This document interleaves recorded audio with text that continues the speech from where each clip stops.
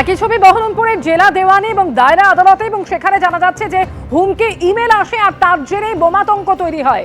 Email পাওয়ার পরেই sniffer dog নিয়ে তল্লাশি চালাচ্ছে পুলিশ। আদালত বোমা মেরে উড়িয়ে দেওয়ার হুমকি আসে, নিরাপত্তা বৃদ্ধি করা হয়েছে আদালত চত্বরে। তবে আতঙ্কের মধ্যে রয়েছেন আইনজীবীরা।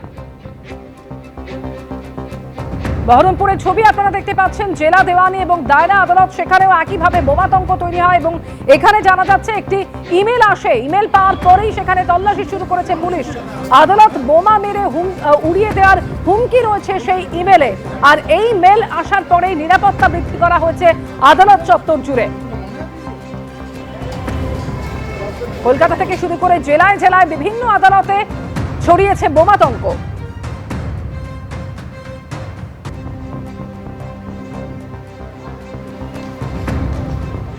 শহর থেকে জেলা একেবারে দিকে দিকে আদালতে আদালতে কিন্তু বোমাতঙ্ক ছড়িয়েছে।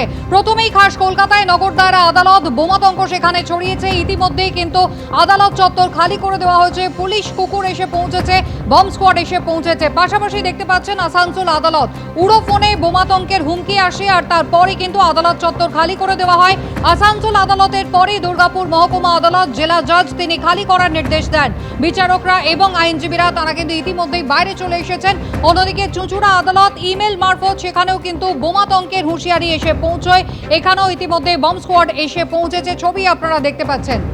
শহর হোক বা জেলা, সর্বত্রই কিন্তু আদালতে বোমাতঙ্ক। কোথাও উড়ো ফোন এসেছে, কোথাও আবার হুমকি মেল এসেছে। আমাদের দুই প্রতিনিধি আমাদের সঙ্গে, নগরদারা আদালত থেকে পার্থপ্রতিম ঘোষ, অন্যদিকে দুর্গাপুর আদালত চত্বর থেকে আমাদের অপর প্রতিনিধি মনোজ বন্দ্যোপাধ্যায়। প্রথমে আমি পার্থর কাছে চলে যাব। পার্থ, ঠিক কি হুমকি এসেছে এখনো পর্যন্ত, আদালত চত্বরের পরিস্থিতিটা কি? দেখো সকালবেলায় কিন্তু যে বিষয় সেটা সিটি সেশন কোর্টে আমরা রয়েছি, চিফ জাজের কাছে একটা হুমকি মেল আসে। এই যে আদালত, সেই আদালতের ছবিটা আমার সহকর্মী শান্তনু দত্তকে দেখাতে বলবো। এবং যে বিষয়ে সেই মেলে উল্লেখ করা হয় বলে জানতে পারছি, সেটি হচ্ছে যে আজকে দুপুরবেলা নাগাদ 1টা নাগাদ কোর্ট রুমে কোনো একটা জায়গায় বোমা রাখা আছে এবং সেই বোমা কিন্তু বিস্ফোরণ করা হবে, উড়িয়ে দেওয়া হবে আদালত। এবং এই রকম একটা ভয়ঙ্কর মেল দেখার পরবর্তীকালে সঙ্গে সঙ্গে এখান থেকে লালবাজার কন্ট্রোল রুমের কাছে গোটা বিষয় খবর গিয়ে পৌঁছায়। সেখান থেকে হার্টশিট থানার পুলিশ, অন্যদিকে লালবাজারের বিডিএস টিম তারা এসে পৌঁছায়। এবং সেই বিডিএস টিমের মধ্যে বম ডিটেকশন স্কোয়াড যখন আসে, এবং আসার পর বম ডিটেকশন স্কোয়াডের সদস্যরা তারা কিন্তু দীর্ঘক্ষণ ধরে প্রথমে সিটি সেশন কোর্ট এবং তার পরবর্তীকালে ব্যাংশাল আদালত, সেই ব্যাংশাল আদালতে অর্থাৎ সামনে সিএমএম কোর্ট যেটি রয়েছে, সেই সিএমএম কোর্টে তারা তল্লাশি করে। এবং সেই তল্লাশি করার পরবর্তীকালে কিছুক্ষণ আগে যে টিম ছিল সার্চ অপারেশন করছিল, সেই টিম কিন্তু বেরিয়ে গেছে। এবং তারা জানিয়েছেন যে কোনো কিছু সন্দেহজনক কিছু পাওয়া যায়নি এই সিটি সেশন কোর্ট বা ব্যাংশাল আদালত থেকে। কিন্তু সবথেকে যেটা বিষয় সেটা হচ্ছে রাজ্যের বিভিন্ন আদালতে এই রকম কিন্তু উড়ো মেল ফোন সেটা গিয়ে পৌঁছেছে, এবং এটা কে বা কারা করলো এটা জানাটা অত্যন্ত প্রয়োজন এবং কী উদ্দেশ্যেই বা করা হলো। যেমন কলকাতার এই সিটি সেশন কোর্টে যে মেল এসছে তা তদন্ত ইতিমধ্যে লালবাজার করতে শুরু করেছে সাইবার বিভাগ। সেই মেলের আইপি অ্যাড্রেস ধরে এই মেল কোথা থেকে জেনারেট করা হয়েছে সেই বিষয়টা দেখার চেষ্টা করা হচ্ছে। আজকে সিটি সেশন কোর্ট, যে কোর্টে ইতিমধ্যে একজন আইনজীবী প্রয়াত হয়েছেন বলে নট টু অ্যাটেন্ড রয়েছে, তার জন্য সংখ্যা অনেকটাই কম রয়েছে। যাদের একান্ত প্রয়োজনীয় কাজ, সেই কাজের জন্য তারা এসছেন এখানে, আইনজীবীরা রয়েছেন এবং মামলাকারীরা রয়েছেন। তারই মধ্যে এই রকম একটা হুমকি মেল আসার পর কিন্তু আমরা দেখলাম গোটা কোর্ট চত্বর জুড়ে একটা আতঙ্কের পরিবেশ তৈরি হয় এবং তার পরবর্তীকালে সেখানে সার্চ হয়। এবং সার্চের পরে ইতিমধ্যে যারা সার্চ টিমের সদস্যরা ছিলেন, বম ডিটেকশন স্কোয়াডের সদস্যরা ছিলেন, তারা প্রতিটা ঘরে ঘরে একেবারে আদালতের যে আইনজীবী থেকে শুরু করে আদালতের ভেতরে বিচারকদের যে ঘর রয়েছে, সেই ঘরের ভেতরে বাইরে লনগুলো রয়েছে, সেই লনে সার্চ করা হয়। এবং সেই সার্চের পরে একদিকে যেমন বম ডিটেকশন স্কোয়াড তারা যন্ত্রাংশ নিয়ে আসে, অন্যদিকে স্লিপার ডগ নিয়ে আসা হয়। এবং সেই সার্চের পরে জানানো হয়েছে কোনো কিছু সন্দেহজনক কিছু পাওয়া যায়নি। এখন তদন্তকারীরা খতিয়ে দেখছেন এই মেলটি জেনারেট করা হলো কোথা থেকে, কী উদ্দেশ্যে, কে করলো, সেই বিষয়ে দেখা হচ্ছে। পার্থ, তুমি আমাদের সঙ্গে থাকো।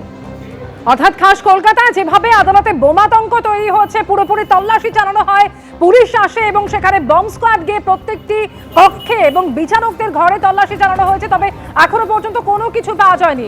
অন্যদিকে আসানসোল আদালত, সেখানেও কিন্তু একইভাবে বোমাতঙ্ক ছড়িয়েছে। যেটা জানা যাচ্ছে উড়ো ফোনের জেরেই বোমাতঙ্ক ছড়ায় আসানসোলের এই আদালতে। কোর্টরুম ছেড়ে এরপরে বেরিয়ে পড়েন আইনজীবীরা, স্নিফার ডগ নিয়ে তল্লাশি চালিয়েছে পুলিশ।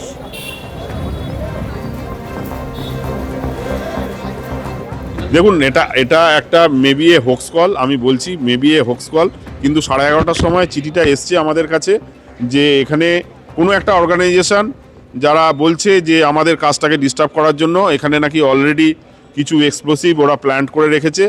আমি অ্যাজ এ ডিস্ট্রিক্ট জাজ সবার সেফটি সিকিউরিটির জন্য একটু কোর্ট প্রেমিসেসটাকে ফাঁকা করেছি, যাতে করে বোম স্কোয়াড এবং যারা আছে স্নিপার ডগ তারা যেন এটা প্রেমিসেসটাকে ভালো করে সার্চ করতে পারে। এই জন্য আমি সবার একটু কোঅপারেশন চেয়েছি। আমি এই প্রেমিসেসটা একটুখানি ফাঁকা করেছি, জাস্ট করিয়ে বোম স্কোয়াডের সার্চিংটা হলে নর্মালসি উইল বি রেস্টোর্ড। শহর হোক বা জেলা, বিভিন্ন আদালতে কিন্তু কোথাও এসেছে উড়োফোন, কোথাও আবার এসেছে হুমকি মেল, আর তার জেরে একেবারে আদালত চত্বরগুলোতে বোমাতঙ্ক ছড়িয়েছে। দুর্গাপুর আদালত চত্বরে আপনাদের নিয়ে যাব। মনোজ বন্দ্যোপাধ্যায় আমাদের সঙ্গে রয়েছেন সরাসরি। মনোজ, এখানে কিভাবে বোমাতঙ্কের যে হুমকি সেটা এসে পৌঁছেছে এবং আদালত চত্বরের এই মুহূর্তের পরিস্থিতি যদি আমাদের দেখাও। ওই কারণে তো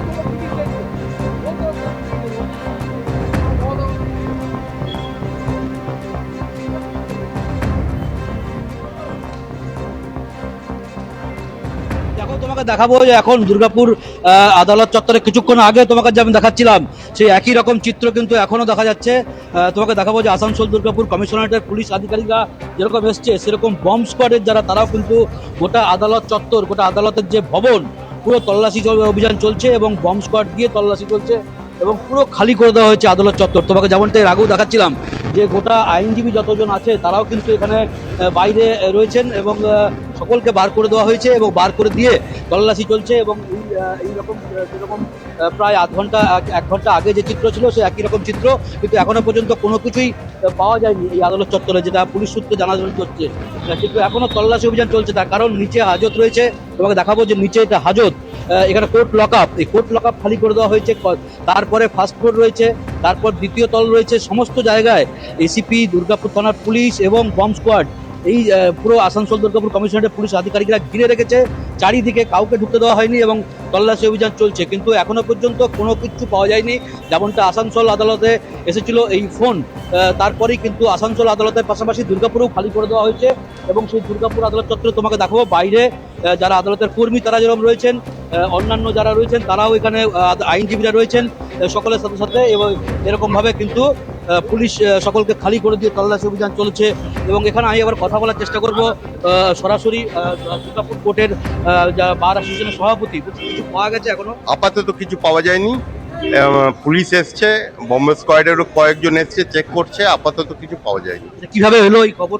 এটা খবরটা এলো প্রথমে ছিল ডিস্ট্রিক্ট জাজ সাহেব, আমাদের আসানসোল ডিস্ট্রিক্ট কোর্ট জানেন আপনারা, ডিস্ট্রিক্ট কোর্টে একজন কেউ মেল করেছিল। মেল করার পর ডিস্ট্রিক্ট কোর্টের লয়ারদেরকে ওখান থেকে সরিয়ে দেওয়া হয়, আমাদের জজ সাহেবকে তারপর ওনারা জানাবার পর জজ সাহেবরা আমাদেরকে বলেন, আমরা সঙ্গে সঙ্গে সবাইকে ডেকে নিয়ে এসে বাইরে বার করেছি, তাদের নিরাপত্তার কথা চিন্তা করি। এখনো কিছু পাওয়া যায়নি? এখনো পর্যন্ত কিছু পাওয়া যায়নি। যেমনটা দুর্গাপুর বার অ্যাসোসিয়েশনের সভাপতি সঞ্জীব কুন্ডু জানাচ্ছিলেন যে এখনো কোনো কিছু পাওয়া যায়নি, কিন্তু তল্লাশি অভিযান গোটা আদালত চত্বরে চলছে। তোমাকে সরাসরি দেখাচ্ছে সেই চিত্র। এখানে বম্ব স্কোয়াডের যারা আধিকারিক তারা এখানে এসছেন, তারা তল্লাশি চালাচ্ছেন। আসানসোল দুর্গাপুর কমিশনারেটের পুলিশ আধিকারিকরা তারা রয়েছেন, দুর্গাপুর থানার পুলিশ রয়েছেন, এবং এইভাবে প্রত্যেকটা এন্ট্রি এইভাবে ঘিরে দেওয়া হয়েছে। এই তল্লাশি অভিযান চলাকালীন কাউকে ভেতরে প্রবেশ করতে দেওয়া হচ্ছে না গোটা আদালত চত্বরে।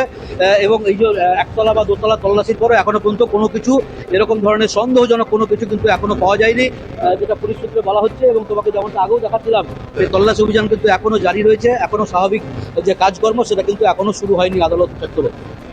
একেবারে মনোজ, তুমি আমাদের সঙ্গে থাকো। দুর্গাপুর মহকুমা আদালত, সেখানে কিন্তু ইতিমধ্যেই আইনজীবীদের সকলকে বাইরে বার করে ইতিমধ্যেই তল্লাশি কিন্তু চালানো হচ্ছে, যদিও সন্দেহজনক কিছুই কিন্তু এখনো উদ্ধার হয়নি। আইনজীবীরা কি বলছেন এবার দেখুন। খালি করা হচ্ছে এবং বোম স্কোয়াড এটা স্যানিটাইজার করার পর আবার কোর্ট চালু হবে। তাহলে আজকে কোর্ট বন্ধ থাকছে? না, কে বলেছে এটা? নির্দেশটা কে দিয়েছে? ডিস্ট্রিক্ট জাজ। সেই জন্য খালি জেলা বিচারক। তাহলে আজকে কি কোর্ট বন্ধ, আপাতত বন্ধ? এখন এই মুহূর্তে প্রাণ বাঁচানোটা বেশি ইম্পর্টেন্ট। স্যানিটাইজার হওয়ার পর আবার কোর্ট চালু হবে। কোথাও উড়ো ফোন, আবার কোথাও ভুয়ো ইমেল এসেছে, আর তার জেরেই আদালতে বোমাতঙ্ক ছড়িয়েছে। কিছুক্ষণ আগে দুর্গাপুর আদালতের ছবি আপনাদের দেখালাম, আর এবার চুচুড়ার ছবিও রেখেছি যেখানে বোমাতঙ্ক তৈরি হয়েছে, আর তার জেরে আদালত পুরোপুরি খালি করে দেওয়া হয়েছে। জানা যাচ্ছে যে হুমকি ইমেল আসে সেখানে, আর সেই ইমেলকে ঘিরে বোমাতঙ্ক তৈরি হয়। বম্ব স্কোয়াড পৌঁছেছে ঘটনাস্থলে এবং তল্লাশি চলছে।